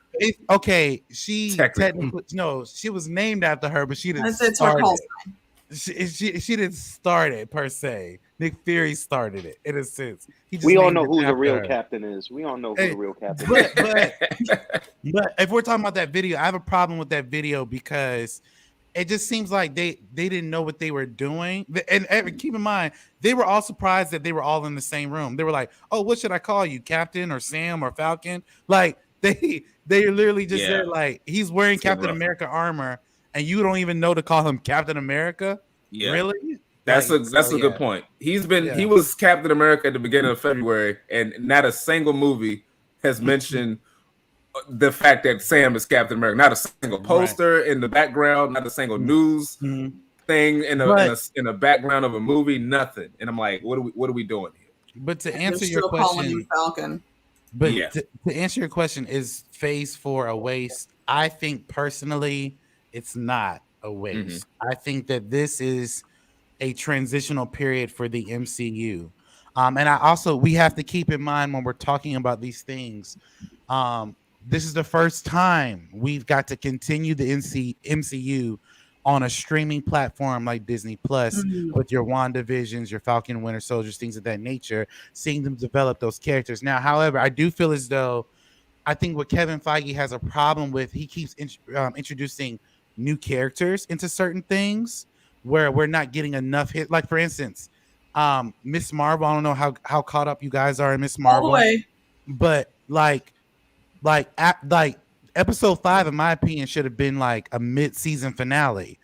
Like the new episode of Miss Marvel comes out this Wednesday, and we don't know who she's fighting or how she's gonna, like. We just know that there's something going to happen, but I feel like there should be more episodes, not 6. I don't feel like they're giving her enough camera time or more build-up time, and I think with this, they're just figuring out their footing because again, they did lose Steve, they did lose Tony, so they're trying to recapture that magic. So I think they're in transition. I will say this: what really did hurt them, though, Multiverse of Madness really fucked up the concept of the multiverse to a certain extent, and then also, I want to keep this in mind. I had to point this out to some of my friends I create content with. We have all these Disney Plus shows; none of them have connected directly, at least to the MCU, except for WandaVision. Moon Knight, you can put that anywhere. You still don't know where it connects to. We haven't seen anything. Same with Hawkeye. We keep hearing about Captain America 4, but people keep talking about, we want Steve to come back. It's like kind of low level racism. Like, we got a new Captain America. Comic accurate though. Yeah, that's some slick accurate. Yeah, but no one's talking about seeing Sam as Cap, like, but we want Steve to come back to an extent. And then, like you said, Hawkeye, we did get that direct connection from Black Widow to Hawkeye, but even in that, Hawkeye is the shittiest show out of the MCU. Whoa, hold it now. We're not doing that. No, Hawkeye is pretty. I think Brogi. The I didn't even get to see it. I didn't even Hawkeye is. It was cool. Pretty solid. Hawkeye's pretty solid. The reason why I say it's the shittiest show, I just feel like they could have done a whole lot more. Seeing Kate Bishop beating Kingpin. Are we serious right now? Yes. Are we serious right now? I give you that. Okay. That's the only thing. We see Kingpin whoop Daredevil's ass, and Kate Bishop. Really? That's the new Kingpin. Sorry, Kingpin. She got gadgets.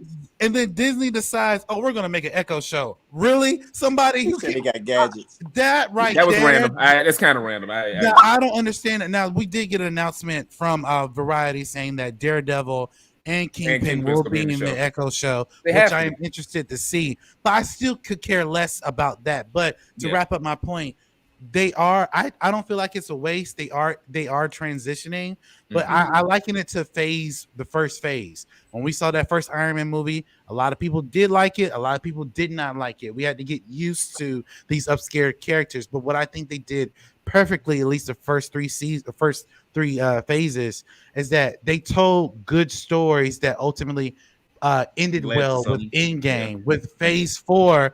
We don't really know where we're going. We don't even know where the Avengers are. We don't know what's going on. Yeah. Exactly. So, and then to wrap up this point with Captain America, I don't think how many people are aware of the fact that Sam is Cap now, even though he did that press release and everything. Yeah.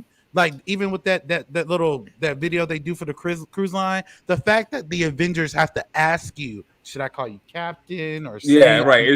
I have the shield. Like, I'm Captain. To me, it's like kind of low level racism in a sense, but that's where I'm at with that. I'm gonna let Critica. Dog was Critica. How you feeling about Phase 4 right now? You think we're on good territory? Is it a little shaky, or is it just get rid of it? No. I think it's just a start. It's a kickoff. You know what I mean? I think we just it's just a startup. We like the brother said, we don't know where it's going, but we know Kang is coming. And so is he coming? Because we ain't heard about him since the end of Loki. That's what I'm saying. The reason why, because you got to think they're doing it a little different from they did Thanos. Because what they said was the Thanos, they were just showing you, he's coming, but they didn't know what they were going to do with Thanos. Right. And then plus you got to have a different way. You can't do the same thing what you did with Thanos with Kang. You know what I mean? I feel you on So, that. Right. So when he does, I mean, the Loki thing was really big, and with that opened it up for people, for like Scarlet Witch to what do you call it? Mind travel? I forgot what you call that. What the hell did they call it? I know you What? went Dream walking. Yeah, something like that. Yeah, like it enabled her to dream walk. It enabled Doctor Strange to do the zombie thing. The Peter Parker situation. You know what I'm saying? So I feel like we don't know where it's going. The Avengers are dissembled. So when Kang hits, everybody's going to get caught with their pants down, and it's going to be messed up. And I can't wait for it to happen. I'm excited. Yeah, we got Ant-Man 3. Yeah, I don't know if I agree with that because they're making him a main villain in Ant-Man 3. So if Kane's going against Ant-Man and the Wasp in Ant-Man 3, then how much of a threat is he in the MCU? That's I don't understand that. That's my thought process. No, you got different variants. So this is the thing. That's true. They can have Kang beat. They can go there where Kang can beat Ant-Man and put them in a situation where he is the winner at the end of the movie. That would be interesting. Or that was just one variant. You know what I mean? So it depends on how they're gonna toss it up, really. Yeah. True. AK, thoughts on Phase 4? Yeah, I actually like what they're doing. There's a lot of new characters to bring in. So I think we have to give a little bit of leeway in how they're doing this. Like, we know that not all, thank God, Loras Tyrell can keep his ass wherever he went. Another Game of Thrones reference. But for Danny Rand, we don't need to see him ever again. But all of the other defenders, Netflix, they're all coming. They're all coming. We already have Charlie Cox, Daredevil, and we already have Kingpin. I do believe I heard Jessica Jones going to be coming in soon. Yeah, I've been hearing some talks about that, which surprises the hell out of me that Disney's even going to touch that character. Because I'm like, how does Disney do anything with Jessica Jones? On Disney Plus now. Okay? That's what I'm saying. Look, Disney knows where the money is. Okay, well, first of all, this is not even the first adult situation Disney has dabbled in. Disney's been doing this stuff low key for years. People just don't pay attention. All the Tarantino films. It's like willful ignorance on what Disney really is. And I'm like, look, Disney will always follow the money. They knew they couldn't do anything with these Netflix characters without doing it all the way and right. So I'm honestly not too worried about what's going to happen with the new Daredevil series that I know we're getting. I think they're going to do a decent job on it. We've already seen a whole bunch of blood from Falcon and the Winter Soldier. And from a few other properties. I think but they got to do it. They got to do it slow. They do have to edge the rest of society in the right way. Otherwise, it could also blow up in their face. Yeah, I do think they're gonna water Daredevil down. It's not gonna be Netflix's Daredevil. I do know. I don't expect it to be as deep as they went in. No, but I do expect it to be a lot more in your face than people are ready or have ever seen before in Disney, is what I'm saying. Yeah. So with how they're doing it, and honestly, thank goodness they do have a platform like Disney Plus that can push that engine, because with everything that they have to introduce right now, they need that extra platform, because you can't do all that with just the movies. Otherwise, we'd be in Phase 4 for like the next 2 decades, trying to get all of this stuff put together. And technically, with Kang, we could work it out to where it could be that long. But I think this is that transition that we see things coming in. We know the Young Avengers are being set up. They're all coming in. Marvel. The next time we see her after the series finale will be actually in Captain Marvel Part 2. So I'm looking forward to all of that tie-in. There's those nice little Easter eggs that are being set right now, and the connections are there. They're just not overly defined just yet. It's almost like very weak. Very weak. They kind of have to do it that way, though. Otherwise, it almost gives away a little too much. It's like I forget the boy's name, but the kid that was in Iron Man 3, the suckiest Iron Man movie in the whole pantheon. However, they brought him back for that little bit at the end. Why? For the funeral, I think they're going to do something with a Kang variant with him, because Iron Wars is coming. We're getting Riri Williams. Yeah, I feel like that would be a good niche to try to put him in. But we'll see how that goes. And we have America Chavez now that she could have been introduced a lot better, I think, than in the movie that they gave her. But we know she's going to be a part of that too. So all those little things have to spin in, and they're almost trying to rush themselves while not rushing themselves, if that makes sense.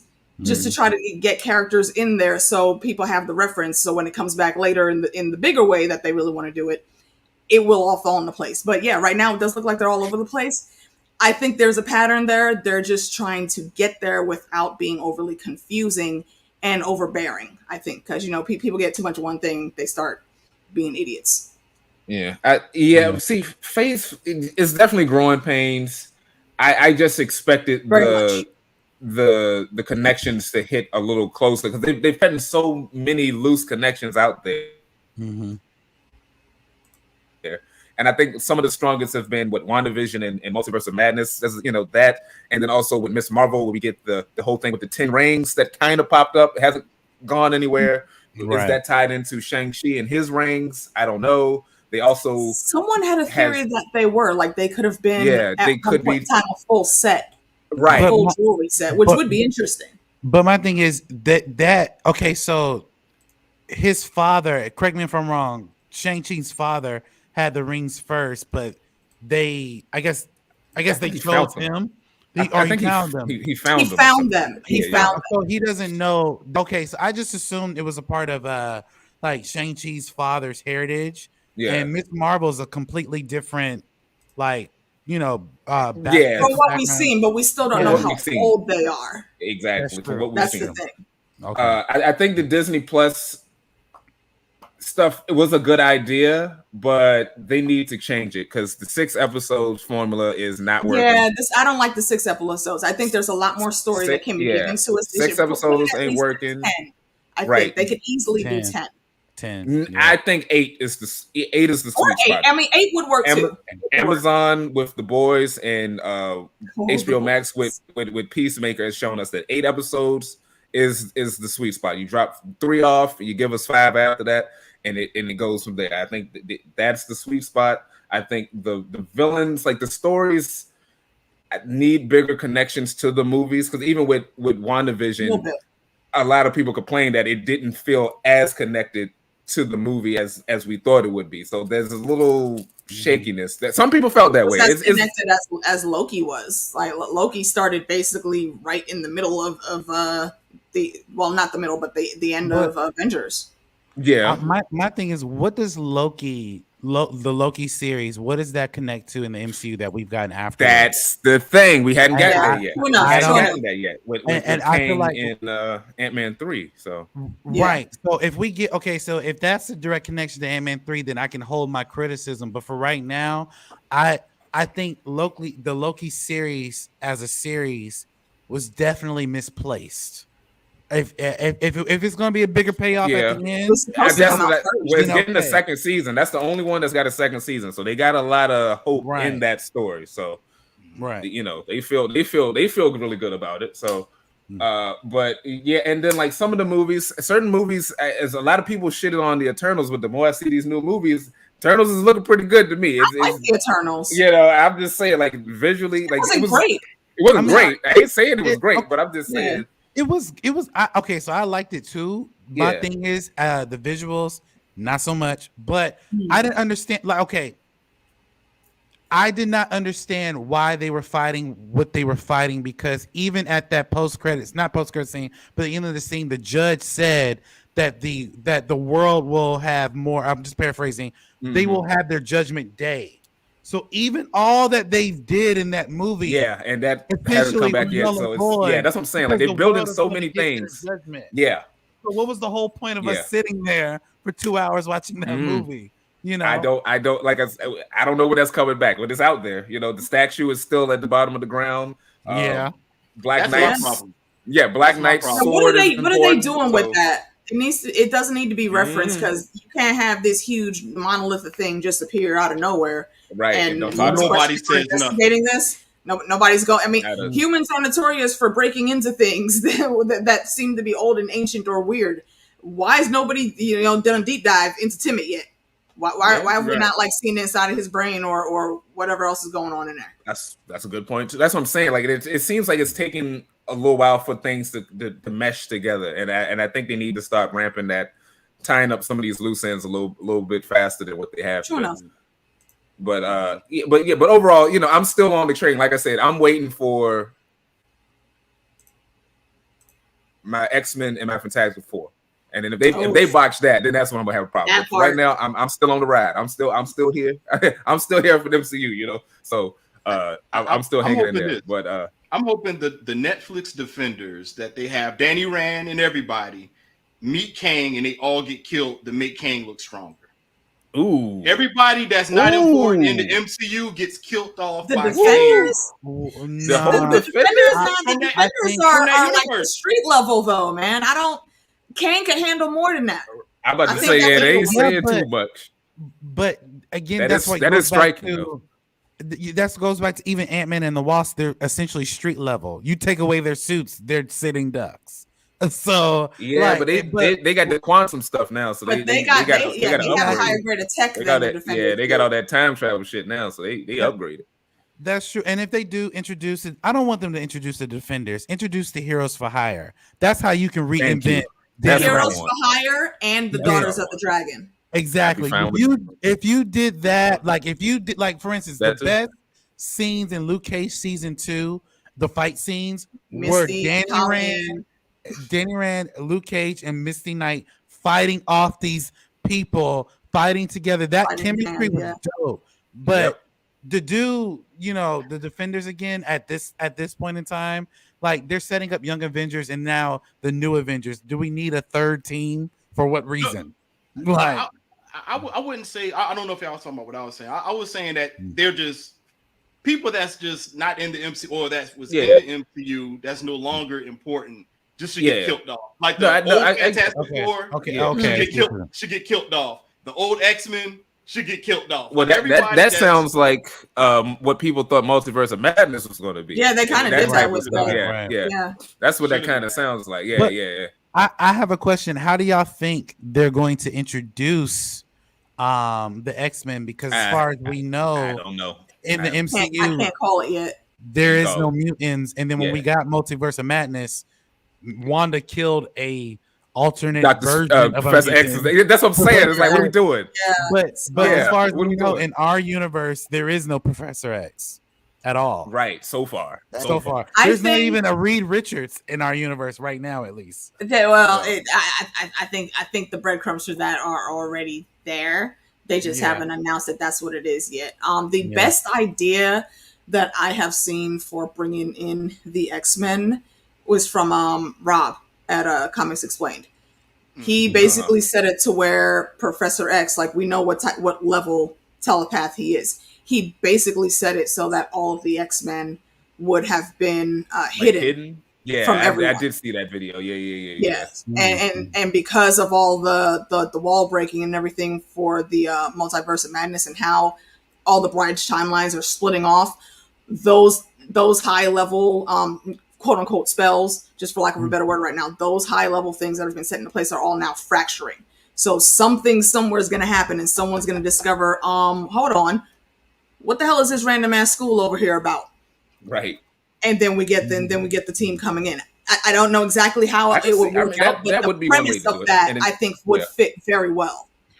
I saw that video too, but my thing with that video, and I agree, that would be dope. But my thing is that the X-Men, aside from Professor X raising up mutants, they were actual team accomplishing things. So if they, which he didn't really talk about in the video, but if they were accomplishing things in our MCU and we were not aware of those things, are we saying that Professor X was that strong enough for the X-Men to go out, save the city, and then no one noticed? People didn't no one from Doctor Strange was like, the damage what the hell is going on here? Like that doesn't make sense. Right. Yeah. I would say to that there could be some type of like special division of them that's like trained to be a cleanup crew. The TVA comes in and does shit all the time. Nobody knows about them. That's true. Yeah, because Doctor Strange, I'm assuming he. I'm assuming Doctor Strange. Yeah. If anyone knows about them right now, Doctor Strange would be the only one because he went through all those other different possibilities things of what would happen. And hold on, wait, this one possibility, who the fuck are those guys? And led by that bald guy over there. Right, But he don't got time to focus on that right now, so he'll come back to it later. Yeah, that was an excellent point, Alex, with the yeah, very good the point. reason why all this stuff that didn't pop up because that wasn't. I think someone's just been covering all that up where the X-Men are concerned. Yeah, because when people bring that, I'm like, yo, the man had like I think 1 million possibilities. You mean to tell me he didn't see that? Like, I think he did. You know, I think he did, and I think that's if they did it, that would be the best way to bring that call back. Yeah, because I want to know. I'd love to know what he saw in all those damn worlds, honestly. Exactly, because if you see, like, I would hate to see Thanos with the Infinity Gauntlet, and then that dark book that Wanda had, like, the Darkhold, the Darkhold, Oh God, like, you talking about fracturing the half of the universe? He killed everybody in every universe, like, it'd be crazy. He walks through all the universe. Oh God, that's kind of like what they did in What If with Ultron, when he got all Ultron, the Infinity Gauntlets, which I think was another trash Disney Plus show, but that was a good show. Stop it. What If was cool.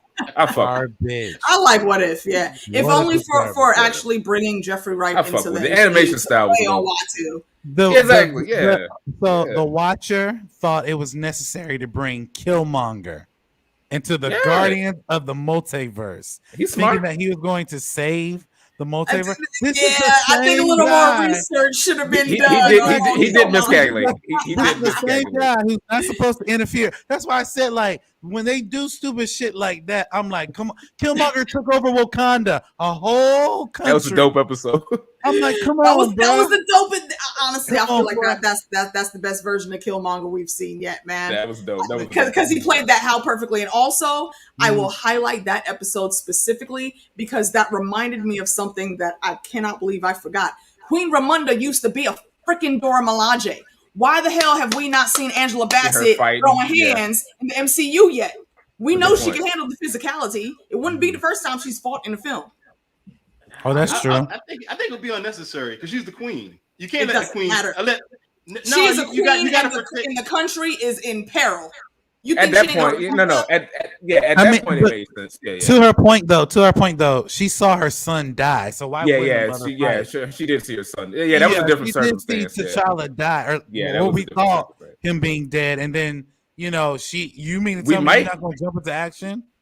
She already looked like Storm. She went to go and get this strong army behind her, but she should have been helping to lead that army. Is what I'm saying. We should have seen her in that fight scene with everybody else. We might see that in the new. I can see her. Yeah, I can see her being within it. But my thing is, when you're dealing with kings and queens, they should always be protected. Like the army, don't cut them on that's all. I'm not saying that she can't do it. I'm just saying that she should be the last resort. Like Yamamoto, if you watch Bleach, you know what I'm saying? He's like the last person that fight, and then he's supposed to everybody who doesn't speak up. If every other leader we've seen in a role like that hasn't also been on the battlefield, like Thor actually is a good example of that. But we never King Valkyrie. King Valkyrie, yeah. Odin would come out. I mean, like you said, under great circumstances, Odin would still come out too. So a key situation like that, Ramonda needs to put on some armor, just like Shuri did. Yeah, I can see that. Are we talking about where Killmonger took over and they had to escape? Remember they was fighting the army. They escaped, and she went to go get M'Baku with the army, but I'm saying she should have also been out there fighting at the same time. Not in the movie, not just go be wherever she was while the final battle was going on.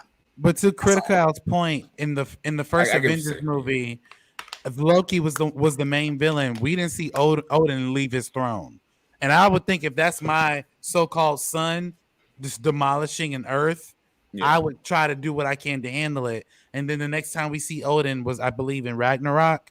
And that's where now you want to be a father. Yeah, he died. You know what I mean? So, like, to Anthony Hopkins, though. That's like, let me go frack off to the other life. And your evil sisters are coming. Exactly. I'm sorry. Peace. Odin won't show. Right. Right. Yeah. How do you tell them your murderous oldest child is coming for their throats? And Right. This whole time you didn't think to send a fucking raven or something to It's fine. It's fine. Mhm. Yeah. Like you my bad. didn't think to My tell us bad. how to beat her. Mhm.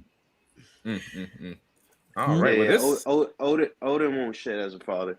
no, No, he he definitely was. wasn't. He He was definitely not. wasn't the best. One of the Definitely worst not in the best. MCU. Yes, Definitely not most the best. definitely. But this has been fantastic. This is great. So to wrap it up, Thor: Love and Thunder is alright. It's solid. It's a solid film. You know. What do you It's rate good. it? It's okay. It's okay film. If I Rates? had to rate it, and I Not the worst. Oh yeah, we didn't rate it. Yeah. Okay. So Now, what are we rating Critical, out of? what would you give it? like if we're I saying- usually just go out of 10. if it's out of Or 10, out of- I give it like a 7.5. Okay. I give it 7 Stormbreakers that's growing roots. Okay. Oh wow, Right. And how do you put a plot point out like that and y'all ain't touch on that either? Come on now. no. That's They still gave living it. wood. That's the thing we didn't talk about. Plot point. We didn't talk about the other reveal, the new status quo for Thor. He's a dad now, or he's a cool uncle. He's Uncle Jesse now. Yeah. Uncle Jesse. Uncle Full House. Jesse. He's raising the little girl. He's getting his That's right. he's getting his Yo, Logan I on. He's got his X-23 with him. I think I there's feel like- How do y'all there's feel gonna about be some this? big plans coming up for her, and I love the fact that that's his Chris's daughter that's playing that role. That's crazy. Yeah, I didn't know that. That's. I think that's really cool, and again, continuing the Helmsworth line of great actors in the family. The dominance of. I like the little bit of screen time that she had. She was commanding, Foundation and movies. I like it. Yeah, right. AK mentioned this when it's somewhere in the show how they're teasing Young Avengers. I think if you guys ever watched Age up. the Young Avengers cartoon movie, it was Thor's daughter. I think that's Thor's daughter. Oh, that old one, yeah. And I had think that's Black what Widow they're and teasing. Cap's kid. Yeah. If they do a Young Avengers, or because I've always said if they're going to do Young Avengers, I don't believe it's going to be a theatrical release. I believe it's going to be like a special Disney Plus movie. Yep. And then maybe as they get older, we'll get like a East Coast Avengers and they'll be a part of that or something like that. Because what I realize is that Thor being a father, I would love to see what that transition is going to look like. But if Taika is directing the future Thor movies from this point on, they may make him a funny, not caring father or shitty father. It's gonna be weird, right? It's definitely gonna be weird. So I didn't really get much out of the fact that she's gonna be essentially the next incarnation of Thor as she gets older. There's gonna be more to her than just Thor. She's technically billed as a child of eternity, which has a lot of weight behind it. Yeah. And I just want to see how the MCU is actually gonna tweak and twist that to fit in with what's coming for this phase. And that was confusing. Was Eternity reincarnated as this girl, or is she just an offspring of Eternity? They didn't. It was a little. Like yeah. I don't think I have the right words to articulate it properly. So I'll refer folks to, again, Rob Comics Explained. Yeah. And he's got a whole breakdown of what that. Wait, was it Rob that I watched? No, actually, what's his name? It was Matt Pat on Film Theory. He has a whole breakdown of the plot points from the comics that fit with what could be coming with her story, and I thought there were some pretty good ideas and tie-ins for for a character like that. So check that video out. You can find it very easily on his channel. And Crit, how you feeling about Thor in his my scoring? I'm going to give it a 7.75. I mean, there were some things that I absolutely loved, some good things that I liked, and other stuff that was just meh. All right, it was there. Moving on. So. Okay. No, 7.75. It was enjoyable. Would watch again. All right. Craig, how you feel about Thor's as Papa Thor? How I pictured it as kind of like where God and Jesus, with the daughter, like that's how I kind of pictured it. Oh, go ahead. AK. Once again, real quick, just a little tidbit that someone missed. when they were in that whole pantheon of gods thing, they walked in. Yeah, they said the carpenter guy. Yeah. Carpentry, but they didn't show it. I was like, I see what you did there. I said the same thing to Chris. I was like, is that Jesus? He's like the god of carpentry. I was like, you know who that was, but I don't know if that was lost their shit. Yeah, I don't know if that was like a direct, like an indirect insult, or I don't know what they were trying to do with that. I don't think it was meant as an insult. I think it was meant as a. But like I think, well, not an insult. I guess they were trying to refer that he's the king of all kings, God of all gods. Biblically. So that's why they didn't directly say who it was. So it was just if you're paying attention and you know, then you know. Yeah, I noticed that. And I appreciated that little tidbit. Daddy Thor. But as for the Thor, I thought that was I don't know. I thought it was just interesting. I'm like, yo, where is this going? So I'm kind of interested to see what's going to happen next. How will this? What's her name? Love. How will Love play into the future Marvel universe? So I'm interested to see that. Yeah, it was already interesting. Being a mouthy smartass, so she is. Yeah, it took me by surprise that they went in that direction. I'm like, oh, okay, that's different. Okay, it's a little. It felt like Logan. You know, you got the older guy with the younger kid. He's got to protect and kind of train and all of that. Oh yeah, a little bit of Obi-Wan. Yeah, a little bit of Obi-Wan too. Little Leia was also a smart mouth. Oh yeah, little Leia. Oh man. Although I loved how they played her though. Yeah, that was like Disney's got a trend. Disney's definitely got a trend now. Oh yeah, you should have been. Oh, I should have had you on there for that one. Obi-Wan. Obi-Wan, just like Ted to Obi-Wan, trash. But go ahead. Sorry. Okay. Trash. That's the spicy combo I want to get into. I mean, if anybody want to do something, you know, girl up. Garbage. Oh man. Okay, but yeah. Okay, so yeah, we could wrap this up. This is great. All y'all coming through. Yeah, with thanks your for opinions. Great seeing you guys. Yeah. Have everybody hop in and shit. It was great. And Cuba,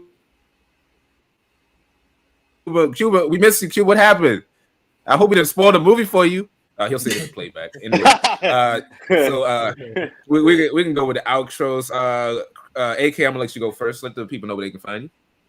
You can find me on my channel sometimes at AK Watch. I always tell people follow my friends because that's usually where I'm at. You'll find me there more so than on my own channel.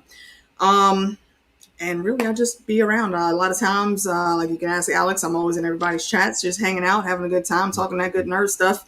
And I appreciate it for that. Thank you. All right. Critical. Let the people know where they can find you. Yes, sir. You can find me at Critical Blue Reviews, Critical with the K on Instagram, also Twitter, and you can Google me at Critical Blue Reviews or any podcast platform. You can find Critical Blue Reviews. All right. And Chris, are you there? Is he there? Okay. You can find him on TikTok. He's Chris Rivera on TikTok. Find him on TikTok. And he just hopped out. Okay. And Alex, let the people know where they can find you. You guys can find me at Momentum Media, youtube.com, Momentum Media. AK's in my streams, Brogi's in my streams. Sometimes our mutual friend, Reggie from the Silver Site. RJ, he's in our streams too. So we do a bunch of things. The last thing I did was about 2.5 weeks ago. I interviewed comedian Capone. So check that out on my channel. And yeah, we just do movies, TV shows, and we review. We talk to certain celebrities. So that's what we do over there. Yeah. That was a good interview. Oh, thank you. Yeah. All right. Like I said, it was great having y'all here.